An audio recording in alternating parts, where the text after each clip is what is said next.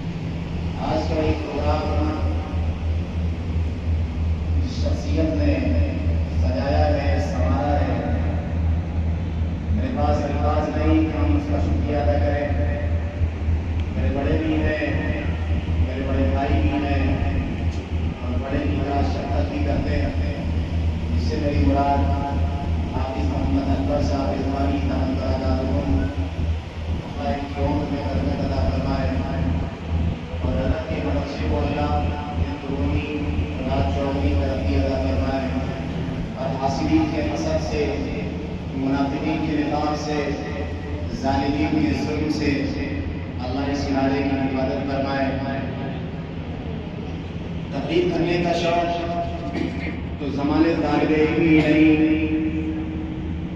بلکہ جب حفظ کا سلسلہ ہمارا جاری تھا اس ٹائم بھی تقریر کرنے کا شوق مجھے تھا. پہلے زمانہ کیسٹ کا ہوا کرتا تھا تو میرے گھر میں کچھ ایسی کیسٹیں تھیں اس لیے میرے بڑے بھائی دیوبند میں پڑھتے تھے تو ان کو بھی کیسٹ اور حضرات علماء کرام کی بیانات سننے کا بڑا شوق تھا, بے پناہ شوق تھا. اس زمانے کے جو جدید علماء تھے بڑے بڑے مقررین جو اہم کیسٹ ہوا کرتی تھی تو میری والدہ اس کیسٹ کو بکسے کے اندر تالے میں بند کر کے رکھتی تھی اور وہ سننے نہیں دیتی.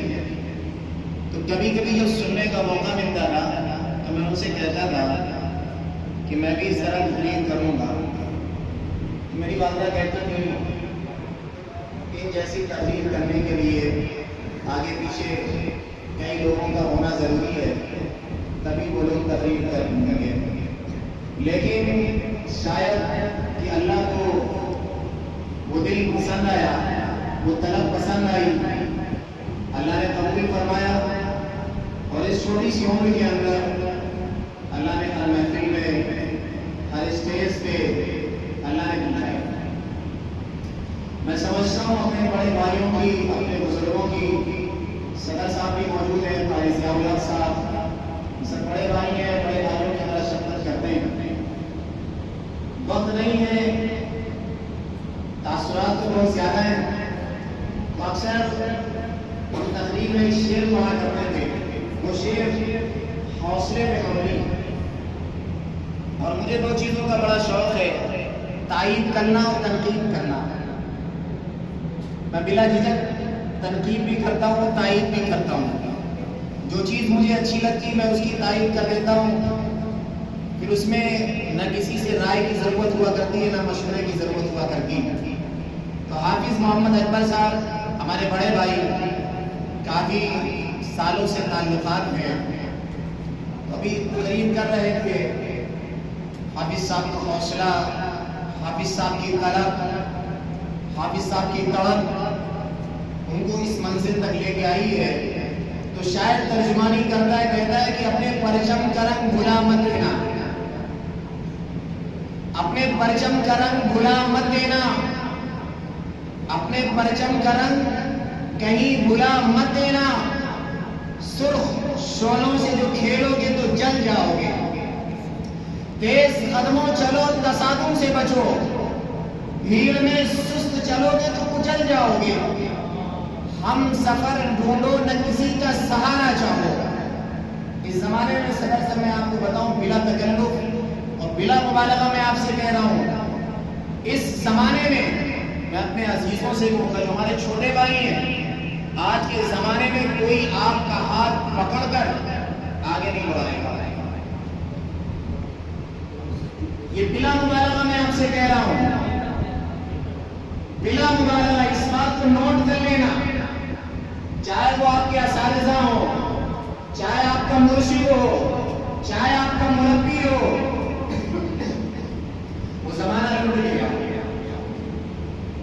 وہ زمانہ ختم ہو گیا کہ جب بچے کسی اساتذہ کی صحبت میں رہا کرتے تھے تو استاد یہ سوچتا تھا اس بچے کو آگے بڑھایا جائے، اس بچے کو اس منچ تک پہنچایا جائے جس کا یہ مکلف ہے۔ وہ زمانہ ختم ہو گیا۔ یہ زمانہ یہ ہے کہ اگر آپ پڑھنا چاہتے ہیں، اگر آپ کچھ کرنا چاہتے ہیں، اگر آپ کے اندر طلب ہے، آپ کے اندر طلب ہے، آپ کے اندر فکر ہے، تو ایسے لوگ آپ کو ملیں گے جو آپ کا ہاتھ پکڑ کر منزل تک پہنچا دیں گے۔ تو شاعر کہتا ہے اپنے پرچم کا رنگ کہیں بھلا مت دینا، سرخ شعلوں سے جو کھیلو گے تو جل جاؤ گے، تیز قدموں چلو اور تصادم سے بچو، بھیڑ میں سست چلو گے تو کچل جاؤ گے، ہم سفر ڈھونڈو نہ کسی کا سہارا چاہو۔ کہاں مرشد تلاش کرو گے؟ کہاں ملے گا آپ کو مرشد؟ کون ملے گا آپ کا رہبر؟ کون ملے گا آپ کا قائد؟ قائدوں کو آپ کو اپنی وراثت سے فرصت نہیں، اپنی اولادوں سے فرصت نہیں، اپنے پوتوں سے فرصت نہیں، اپنے نوازوں سے فرصت نہیں، آپ کی طرف توجہ نہیں جائے گی، جائے گی۔ تو شاعر کہتا ہے ہم سفر ڈھونڈو نہ کسی کا سہارا چاہو، ٹھوکریں کھاؤ گے تو خود ہی سمجھ جاؤ گے، ٹھوکریں کھاؤ گے خود ہی سمجھ جاؤ گے۔ آج کے زمانے میں اگر کچھ کرنا ہے، آگے بڑھنا ہے، ترقی کرنا ہے، منزل پہ جانا ہے تو خود بڑھنے کی کوشش کرو، اپنے اندر طلب پیدا کرو، طلب پیدا کرو، اللہ خود منزل تک پہنچائے گا۔ میں عمرہ کرنے گیا ہوں، مجھے خود نہیں معلوم ہے اور بہت فراوانی کے ساتھ گیا ہوں، بڑی فراوانی کے ساتھ، انسان سوچ نہیں سکتا ہے، اور بڑی عزت کے ساتھ، بڑے احترام کے ساتھ یہ اللہ نے پہنچایا ہے۔ میں نے کیا کہا، جب آپ کے اندر طلب ہوگی، طلب ہوگی، فکر ہوگی، اللہ خود بخود پہنچائے گا۔ ایسے افراد اللہ تیار کرے گا، ایسے لوگوں کو اللہ بھیجے گا تمہارے بیچ۔ اب زیادہ یہ زمانہ ایسا ہے، صدر صاحب اگر کچھ غلطی ہوگی تو معافی کا پڑی ہوگی۔ یہ زمانہ ایسا ہے اس ٹائم کہ آپ کو پڑھانے والے کم ملیں گے، آپ کے پیر کو کاٹنے والے زیادہ ہوں گے۔ بلا مبالغہ میں کہہ رہا ہوں، میں سارے بچوں سے کہتا ہوں اگر ہم مسئلے کی امدادی علوم جو مدرسہ ہے، یہاں پہ ہر بچہ اپنے آپ میں ہنر رکھتا ہے، اپنے آپ میں ہر بچہ ایک ہنر رکھتا ہے۔ حافظ اکبر صاحب مدرسہ اردو 2018 میں غالباً اس مدرسے کی شروعات کی، ابھی کہہ رہے تھے آپ کے سامنے 2018 سے لے کر 2021 تک میں کچھ بولا نہیں۔ ایک مرتبہ جلسہ شورا اسلام کا پروگرام تھا، ویسے میں گھومنے آیا تو اس ٹائم پوری ذمہ داری حافظ اکبر صاحب دیکھ رہے تھے، بہت سارے لوگ تھے وہاں پہ۔ جب میں جس دن آیا اس دن حافظ اکبر صاحب کو میں نے تعلیم کرنا، میں نے کہا حافظ صاحب آپ بولیے، چاہے 2 منٹ لکھ کے بولیے، جتنے بھی محرر آئیں گے کوئی آپ کا نام نہیں لے گا، کوئی آپ کا تعارف نہیں کرائے گا. میں نے کتاب لکھی ہے، میری اس سوچ کی کتاب نہیں ہے کہ کون میرا تعارف کرائے گا، کون میری کتاب کی تعریف کرے گا. میرے ذہن میں ایک طلب تھی، جوش تھا، جنونی کیفیت تھی کہ لکھ ڈالو، کوئی تعریف کرے یا نہ کرے، کوئی تعریف کرے یا نہ کرے. اللہ نے مکمل کرائی اور اس کتاب کے ذریعے مجھے لگتا ہے دنیا کے ہر کونے میں اللہ نے اس کتاب کو پہنچایا ہے. تو اس شعر کی شروعات میں نے کی تھی حافظ اکبر صاحب کی تقریر سن کر، ان کا جوش، ان کی طلب کہ ہم سفر ڈھونڈو نہ کسی کا سہارا چاہو. لکھنؤ کے اندر میرا کوئی مرشد نہیں ہے، لکھنؤ کے اندر میرا کوئی مرشد نہیں ہے. جب لکھنؤ میں آیا مدرسہ مدر الاسلام کے اندر میں نے ایڈمیشن کرایا تو میں نہیں جانتا تھا کہ سرپرست کیا ہوتا ہے. سرپرست کیا ہوتا ہے تو میں نے کہا میرے ابا کا نام ہے کوئی سرپرست، کہا کوئی لوکل میں میرا کوئی سرپرست نہیں. تو جس زمانے میں آیا تھا ایسا تھا، اپنے بچوں سے مخاطب ہو کے میں کہہ رہا ہوں کہ جب میں لکھنؤ آیا تو لکھنؤ کی دھرتی کے اوپر مجھے کوئی نہیں پہچانتا، کوئی نہیں پہچانتا تھا، کوئی ہاتھ پکڑ کے تعارف کرانے والا نہیں. لیکن میں اپنی چیز آپ میں منتقل کر رہا ہوں. جنونی انداز میں کام کرو، غلط کام مت کرو، ایسا کوئی کام مت کرو کہ مجرم ٹھہرائے جاؤ، ایسا کوئی قدم نہ اٹھاؤ کہ آپ ملزم بن جاؤ. دنیا کے کونے میں جاؤ گے اللہ تمہیں ترقی دے گا. حافظ اکبر صاحب کا شکریہ ادا کرتے ہیں کہ میں اس لائق نہیں تھا، لیکن یہ بڑے بھائی کی محبت ہوئی اور ہر بڑا بھائی چاہتا ہے کہ چھوٹا بھائی آگے بڑھے. خیر اللہ نے عمرے کی توفیق دی اور تقریر کرنے کا مجھے شوق پہلے ہی سے تھا. جو چیز میں بولتا ہوں بلا جھجک بولتا. مفتی شکیل صاحب رحمۃ اللہ علیہ، اللہ تعالیٰ ان کی مغفرت فرمائے. آپ سب کے علم کے لیے اضافے کے لیے نہیں ہو سکتا ہو، آپ لوگوں نے اس کو سنا ہوگا. تو مفتی شکیل صاحب کی کتاب ہے گوہر علم جوہر سیرت، اور پتلی کتاب ہے. اس کا مقدمہ میں نے پڑھا تو اس کے اندر مفتی صاحب نے 3 باتیں لکھی. اس کو سنیے گا، بڑا مزہ آئے گا. اگر وہ 3 باتوں کو آپ نے اپنے دامن سے باندھ لیا تو دنیا کے کسی کونے میں چلے جاؤ گے، ترقی اور کامیابی تمہارا قدم چھونے گی. مفتی صاحب نے پہلی بات لکھی کہ منش پہ جب آنا تو جو کچھ کہنا ہوگا بلا جھجک، بلا جھجک، ڈرنا نہیں. کون بیٹھا ہوا ہے؟ وقت کا علامہ بھی بیٹھو، ٹھیک ہے تم علامہ ہو. وقت کا مرشد بیٹھا، ٹھیک ہے مرشد ہو. بلا جھجک کہنا. جب کہو گے سامنے والے منچ والے دونوں ملا کر کے 3 طرح کے لوگ آپ کے سامنے ہوں. پہلی چیز کیا؟ آپ کے اساتذہ ہوں گے، جیسے آپ سب کے اساتذہ بیٹھے ہیں. پہلی چیز آپ کے اساتذہ. اگر آپ غلطی کرو گے تو پہلا کام کیا ہوگا؟ اساتذہ ماریں گے نہیں، اساتذہ ماریں گے نہیں. کیا کریں گے؟ غلطی ہوگی تو کیا ہوگا؟ اصلاح کریں گے. دوسرا مرحلہ یہ ہوگا کہ آپ کے دوست احباب آپ کے محفل میں ہوں گے، وہ خوش ہو جائیں گے کہ دیکھو میرا دوست ہے. کیا کہیں گے؟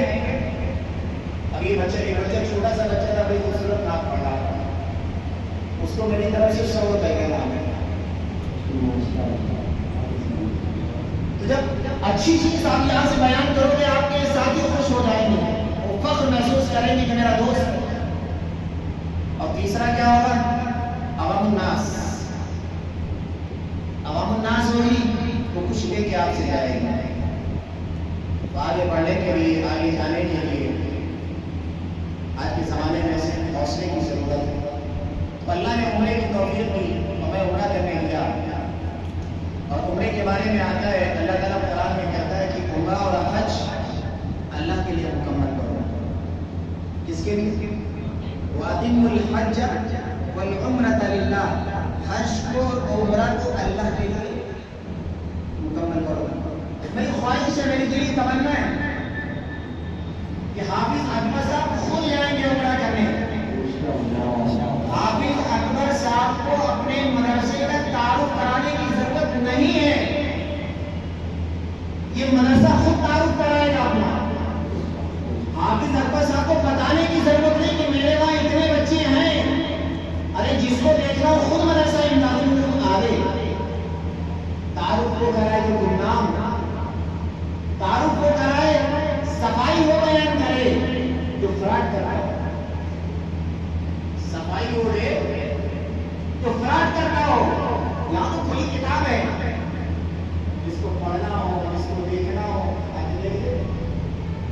یہ مدرسہ ترقی کرے گا، کامیابی قدم چھوڑے گی. آج جو مخالفت کر رہے ہیں وہ آپ کے معاون نظر آ رہے ہیں، جو مخالفت کر رہے ہیں ان کو اپنا دشمن نہ سمجھیے، وہ آپ کے معاون ہیں. اور معاون ہے. میں نے آج تک لکھنؤ میں کسی کو اپنا دشمن نہیں بنایا. میں عمرہ کرنے گیا، اپنا دل ہر ایک کی طرف سے پاک کر کے گیا، اور اللہ نے پہنچایا، بڑے خوبصورت انداز میں پہنچایا. وہاں پہنچ گیا. پہنچنے کے بعد رات میں 6 بجے پہنچا وہاں پہ، تو ہوٹل گیا، وہاں سے واپس ہوا. فارغ ہونے کے بعد آپ کو سیدھے عمرہ کے لیے جانا ہے. جب آپ یہاں ہندوستان سے آپ جائیں گے، اگر آپ جدہ جاتے ہیں، اگر لکھنؤ سے آپ جدہ جاتے ہیں تو آپ کو لکھنؤ ایئرپورٹ کے اوپر احرام باندھنا پڑے گا. اس لیے کہ یہاں سے بہت سارے لوگ جاتے ہیں تو وہاں بے پناہ دقتیں اور پریشانیاں ہوتی ہیں. ابھی ہم لوگ کے ساتھ ہم لوگ کے گروپ میں ایک ساتھ تھے تو بغیر احرام کے چلے گئے، اور جو وہاں بغیر احرام مل گیا اس کے دم خالی ہو جائے گا. اور عمرہ یہ جوانی کی عبادت ہے. اس کی یہ جوانی کی عبادت ہے. جوانی میں کرو یہ تبھی عمرے کا مزہ آئے گا. وہاں پہ ایک عمرہ کرنے کے لیے غالباً آپ کو 8 کلومیٹر کا سفر پیدل طے کرنا پڑے گا. ایک عمرہ کرنے کے لیے 8 کلومیٹر کا سفر پیدل کرنا پڑے گا آپ کو. تو ہم لوگ یہاں سے احرام باندھ کے جدہ پہنچے. جدہ پہنچنے کے بعد ہوٹل آئے، اور ہوٹل سے فارغ ہونے کے بعد جو عمرے کی نیت سے جائے گا اس کو سیدھے مطاف میں جانا ہے. مطاف یعنی کعبہ. ابھی آپ لوگ کعبہ سن رہے ہوں گے، کعبہ دیکھ رہے ہوں گے، ناطے سن رہے ہیں، آپ دیکھا ہو جاؤ گے، آنکھوں میں اشک بہنے لگتا ہے، اور انسان کی تمنا ہوتی ہے کہ ہم پہنچ جائیں. تو وہاں پہنچنے کے بعد جب آپ جائیں گے تو 79 گیٹ ہے جسے انٹری ہوگی آپ کی. 79 گیٹ. تو وہاں پہ جب کعبہ پہنچنے سے پہلے یہ کہا جاتا ہے کہ آپ اپنی آنکھیں نیچی کر لیں، اپنی آنکھیں نیچی کر لیں. اور جب پہلی نظر کعبے پہ پڑے گی تو شعر آپ نے سنا ہوگا، کعبے پہ پڑی جب پہلی نظر کیا چیز کی دنیا بھول گئے. وہاں جانے کے بعد عجیب سی کیفیت، ایک الہامی کیفیت آ جاتی ہے. انسان کو کچھ بنتا ہی نہیں، کیا کریں، سوال پوری ہو گئی، سمجھ میں کچھ نہیں آتا ہے. وہاں پہ جب آپ کعبے کی نظر پڑے گی تو تھوڑا دعا کر لیجیے اپنے لیے، اپنے دوستوں کے لیے. ارے 2 دعائیں خاص کر مانگیں. پہلی دعا، اے اللہ پوری دنیا کے لوگوں کو ہدایت دے،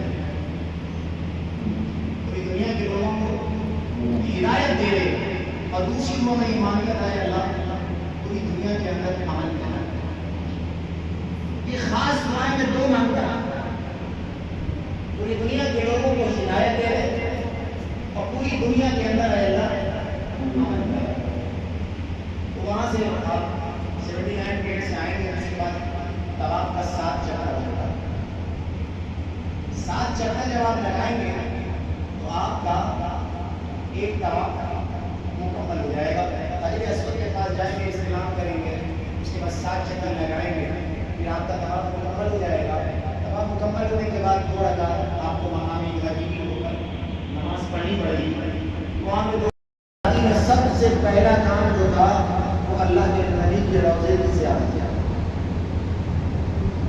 روضے کی زیارت ایک روب ہے وہاں پر, ایک خوف ہے.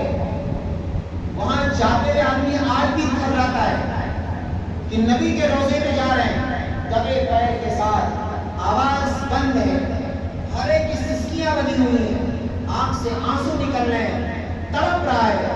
ایسا لگتا ہے کہ اللہ کے نبی سامنے بیٹھے ہوئے ہیں. ہر ایک یا نبی سلام علیکم, یا نبی سلام علیکم, یا نبی سلام علیکم. ہر ایک پچک پچک کے دیکھ رہا ہے کہ نبی مجھے دیکھے, نبی مجھے دیکھے, نبی مجھے, ہر ایک کو تمنا ہے نبی مجھے دیکھے. اس جگہ جانے کے بعد تو ایسی کیفیت ہے, ارے کیوں کہہ رہا ہے نبی سلام, اور آنکھیں ایسی ٹکا کے دیکھ رہا ہے نبی کے روضے کی طرف. جیسے کوئی محفل کے اندر بڑا بیٹھا ہوتا ہے تو وہاں پہ اگر کوئی بیٹھا تو پوچھا پوچھا کے دیکھتا ہے کہ مجھے دیکھ لیں. جب نبی کے روضے میں گئے تو ہر ایک چیز یہی کہ نبی مجھے دیکھ لے, نبی مجھے دیکھ لے, نبی مجھے دیکھ لے. تو پہلی زیارت عمل کی ہوئی مدینے کے اندر اللہ کے نبی صلی اللہ علیہ وسلم کے روضے کا. پھر اس کے بعد مدینے کے اندر ہے, آپ نے مسجد کا نام سنا ہوگا, مسجد قباء. مسجد قباء بچے بھی جانتے ہوں گے کہ مسجد قباء وہ مسجد جو مدینے کے اندر سب سے پہلے اللہ کے نبی صلی اللہ علیہ وسلم نے بنائی تھی. اس مسجد کا نام مسجد قباء, آج بھی وہ مسجد ہے. اور اس مسجد کے اندر جانے کے بعد بھی ایسا لگتا تھا کہ ہمارا گھر ہے, اس لیے کہ اللہ کے نبی نے مسجد بنائی تھی. اور اس مسجد کے بنانے میں اللہ کے نبی خود مضبوط بنے ہوئے ہیں. مسجد قباء پہلی زیارت مسجد قباء.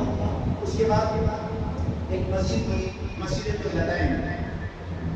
مسجد قبلتین ابھی تک ہم لوگ پڑھتے تھے, سمجھ میں نہیں آتا تھا کہ قبلہ ہے کیا, بھی سمجھ میں نہیں آتا تھا. تو وہاں جب ہم لوگ گئے تو ہمارے دل میں ایک خواہش تھی کہ وہ قبلہ ہمیں دیکھنا ہے, وہ مسجد قبلتین ہمیں دیکھنا ہے کہ کیسے ہے, کس انداز میں. تو مسجد قبلتین گئے. مسجد قبلتین کہتے ہیں دو قبلوں والی مسجد.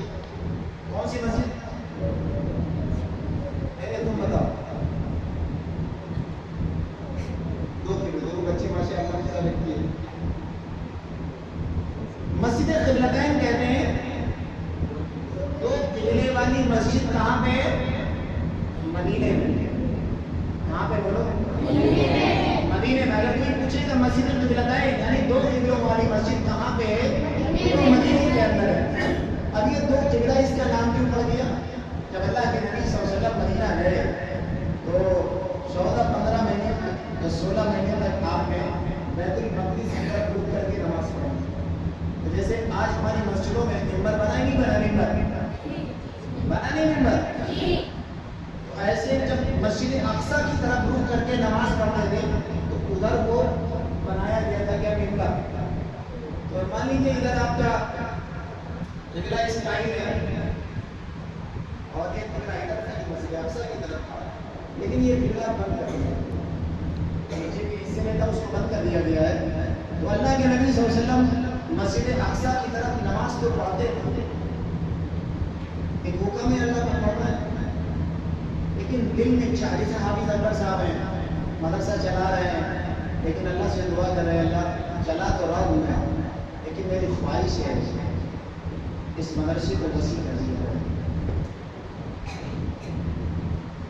محنت بھی کر رہا ہوں, لیکن ایسا کہ ایسا اسباب پیدا کر دے کہ ہم خود دوسروں کے لیے معاون کریں. تو اللہ کے نبی صلی اللہ علیہ وسلم مسجد اقصی کی طرف نماز پڑھتے تھے, لیکن چاہت تھی کبھی آسمان کی طرف نظر اٹھا کے دیکھ رہے, قد نرى تقلب وجهك في السماء فلنولينك قبلة ترضاها فول وجهك شطر المسجد الحرام وحيث ما كنتم فولوا وجوهكم شطره. اللہ کے نبی صلی اللہ علیہ وسلم بار بار آسمان کی طرف نظر, قد نرى, بار بار دیکھ رہے ہیں. اور اللہ کہہ رہا ہے یا نبی میں دیکھ رہا ہوں, آپ پچک پچک کے دیکھ رہے ہیں آسمان کی طرف کہ اللہ کی طرف سے جبرائیل لے کے آ جائے, کوئی پیغام آ جائے. بار بار قد نرى تقلب وجهك في السماء فَلَنُوَلِّيَنَّكَ قِبْلَةً تَرْضَاهَا، خواہش کی تمنا، پہلے خواہش پیدا کرنا پڑے گا. کچھ اگر کرنا ہے تو پہلے کیا کرنا ہے؟ ابھی مدرسے میں اگر آپ ترقی کرنا چاہتے ہیں تو جو ذمہ داری آپ کو دی گئی، ہمارے مولویوں کے اندر بہت کمی ہے. اپنی شکایت کو خوب کرتے ہیں لیکن اپنی ذمہ داری نہیں ادا کرتے ہیں. سن رہے نا آپ؟ یہ ہر جگہ کا حال ہے. اور آج بھی امام ہوا کرتا ہے. آج بھی امام اگر اپنی اصلی شکل میں آ جائے تو دنیا کے اندر اس سے بڑا نبی کے بعد کوئی امام نہیں ہوگا. اپنی اصلی شکل میں اگر امام آ جائے، شیخ زکریا، مولانا شیخ زکریا جو نلوے کے شیخ الحدیث ہیں، لوگ کے استاد کی بخاری پڑھاتے تھے، کہتے تھے میں نے امامت کی 40 سال. کتنے سال؟ 40 سال امامت کی ہے، لیکن 40 سال کی مدت کے اندر ایک مرتبہ میری ناک نہیں کٹی ہے. میں 6 سال سے امامت کر رہا ہوں، 7 سال سے، لیکن اللہ کی طرف سے جو منظور ہے، جس شان کے ساتھ امامت کرنا چاہیے اسی شان سے امامت کرنا. ہمارے مولویوں کے اندر کمی ہے، ہر جگہ کے حال ہے کہ وہ اپنا وظیفہ نہیں پورا. اور جب تک آپ وظیفہ نہیں پورا کرو گے، جو کام آپ کو دیا گیا ہے، دنیا کے جس کونے میں چلے جاؤ گے ترقی نہیں ملے گی. آپ یہ کر رہے ہیں. صدیق صاحب رحمۃ اللہ علیہ کہتے ہیں کہ اساتذہ جو ادھر ادھر کی در کی ٹھوکریں کھا رہے ہیں، اس کی وجہ جانتے کیا ہے؟ 1000 روپیہ یہاں کم مل رہا ہے، 1000 روپیہ وہاں زیادہ مل رہا، چلے گا. انہوں نے یہ نہیں سوچا کہ 10 سال ہم نے یہاں پہ محنت کی ہے، 10 سال یہاں لگایا ہے میں نے. آپ 1000 روپیے کے لیے 10 سال کی محنت پہ پانی پھیر کے چلے گئے، پھر آپ کو جا کے 10 سال محنت کرنی پڑے گی. وہاں پہ آپ بے ہو جائیں گے، کسی لائق نہیں رہیں گے. تو آج بھی میں تو ہمیشہ کہتا ہوں اللہ سخت بنایا، مولوی لینے والا نہ بنائے. مولوی اللہ کے نبی صلی اللہ علیہ وسلم ہم سب کے امام ہیں. آپ دیکھو امام ہے نہیں اللہ کے نبی، لیکن ہم ہر موڑ پہ لینے والے بنائے.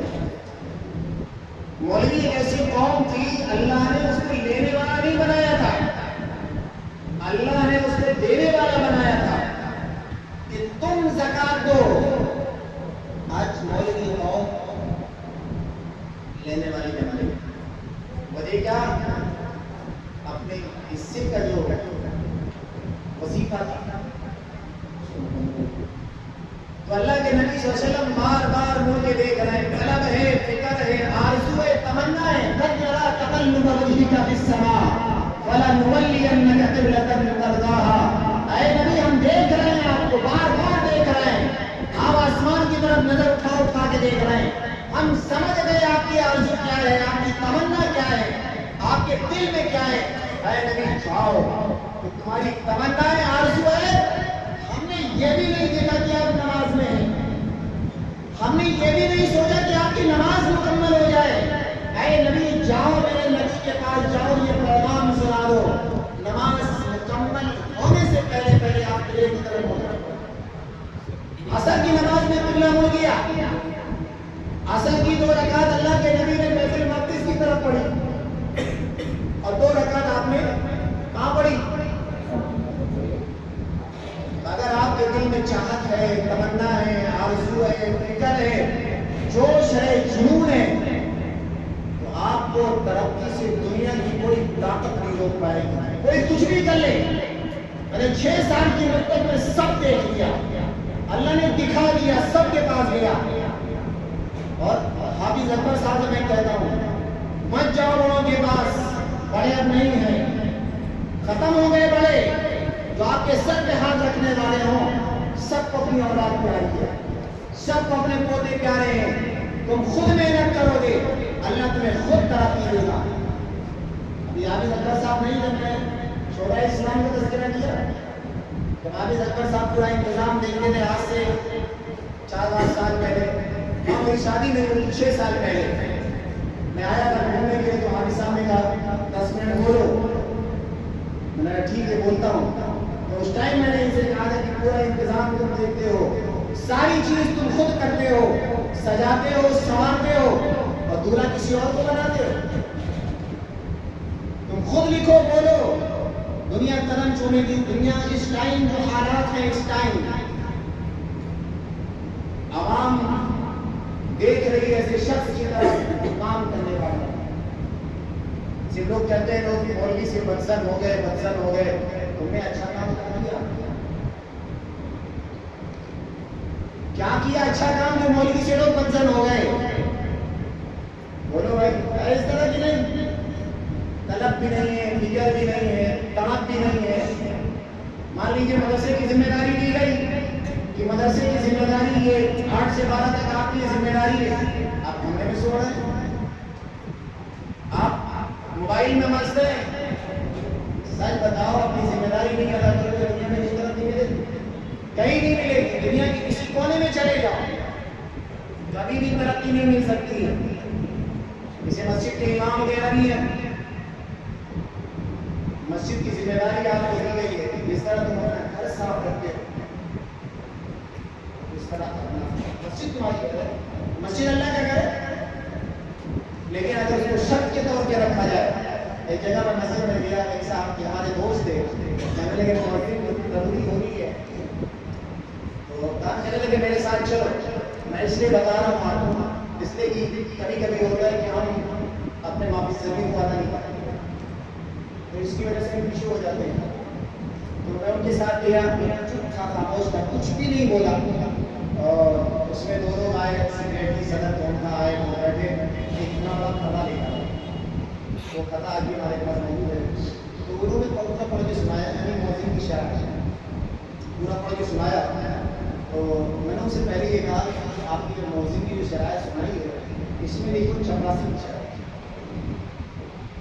کیا لکھو، اس میں دیکھو 84 کی شرائط موزن کی شرائط نہیں ہے. میں نے آپ نے تو شیعہ طبقہ بکتا ہے، آپ سے بڑا طبقہ ہی کون ہے؟ اللہ کے نبی نے موزن کے مقام کو اتنا بڑھایا تو اتنا بڑھا کے پیش کر رہے ہو.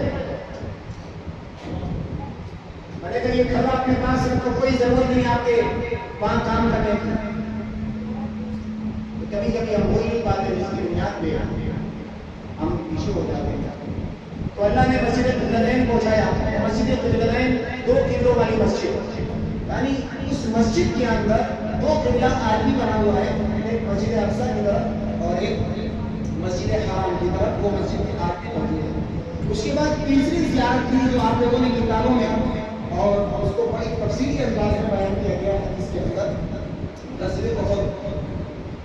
بڑا نہیں بڑا غزوہ غزوہ احد کو حدیث کے اندر تفصیلی انداز میں بیان کیا گیا ہے. تو لوگ سنتے تھے، ایسے آپ لوگ بھی بیانات وغیرہ سنتے ہوں گے، پتہ نہیں کیسا غزوہ احد ہو، کیسا ہو، کیسی جنگ ہوئی ہوگی. تو ہم لوگ غزوہ احد پہنچے تو ہماری نظر ہوتی تھی خاص چیزوں پہ. تو 70 صحابہ غزوہ احد میں شہید ہوئے. 70 صحابہ غزوہ احد میں شہید ہوئے تھے. 67 صحابہ اللہ کے نبی نے سب کو اجتماعی طور پہ دفن کروا دیا. 67 صحابہ کو اللہ کے نبی نے غزوہ احد کے اندر اجتماعی طور پہ دفن کرا دیا تھا. 3 صحابی ایسے ہیں جن کو 2 قبر میں، قبریں 2 ہیں لیکن 3 لوگ اس کے اندر آرام فرما ہے. ایک صحابی جن کو سید الشہداء کہا جاتا ہے، حضرت حمزہ رضی اللہ تعالیٰ عنہ جو اللہ کے نبی کے چچا ہیں، اور دوسرے حضرت مصعب بن عمیر، اور تیسرے عبداللہ بن جحش. یہ 3 صحابی جو ایک ساتھ 2 قبر میں آرام کر رہا ہے اور ان کی پوری باؤنڈری کر دی گئی. اور آج بھی وہ پہاڑ موجود ہے جس کے علاقے صحابہ کی لاشیں پڑی ہیں. وہ پتھر آج بھی، وہ پہاڑ آج بھی سرخ ہے. اور اللہ کے نبی نے بھی منع کیا کہ اس پہاڑ پہ نہ چڑھیے گا. آج بھی سرخ ہے وہ پہاڑ جس پہ علاقے صحابہ کی لاشیں. تو غزوہ احد ہم لوگ کی زیارت کی، اور ایک خاص فراہم بات اگر آپ کو نہیں بتائیں گے تو شاید کہ ہم نہیں ہوتا ہے، اس لیے اس کو جنگل کہتے ہیں، اور باغیچے کو باغیچہ اس لیے کہتے ہیں کہ اس کا کوئی مالی ہوا کرتا ہے۔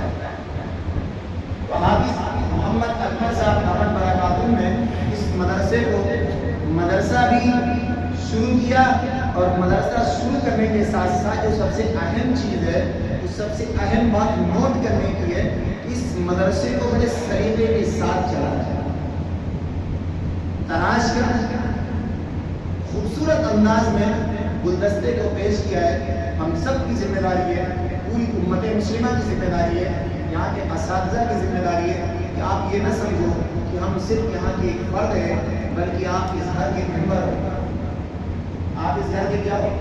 ممبر ہو۔ سب مل کر جب کام کرو گے تو ہر کام اپنی منزل تک پہنچے گا۔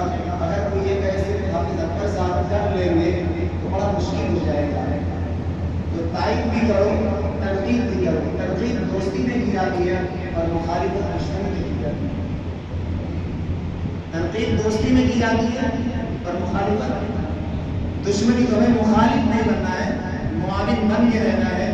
اللہ اس مدرسے کو ترقی عطا فرمائے، اور اس مدرسے کے جو بچے اپنے آپ میں ایک ہیرا ہیں، میں حافظ اکبر صاحب سے گزارش کروں گا، چھوٹی سی گزارش ہے کہ آپ کے مدرسے کے اندر بے پناہ ہیرا ہے۔ جب تک ان ہیروں کو آگے نہیں بڑھایا جائے، آپ کے علاقے میں جو جلسے وغیرہ ہوتے ہیں سب آپ کے معاون ہیں، سب آپ کے دوست ہیں۔ ہر پروگرام کے اندر آپ 2 نعت پڑھنے والے بچے کو بھیج دیا کریں، 2 نعت پڑھنے والے بچے کو بھیج دیا کریں۔ اس سے کیا ہوگا؟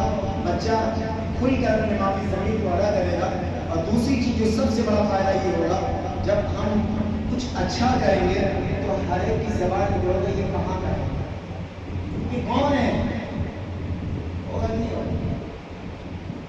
قاری معراج صاحب بیٹھے ہوئے ہیں، قاری ضیاء الحق صاحب بیٹھے ہوئے ہیں، ان کا بیٹا قیام الحق ہے، یہ پڑھتا ہے جب تو ہر ایک پوچھتا ہے کہ بیٹا کہاں کا ہے، یہ لڑکا کہاں کا ہے، کس مدرسے میں پڑھتا ہے، اس کے والد کون ہیں۔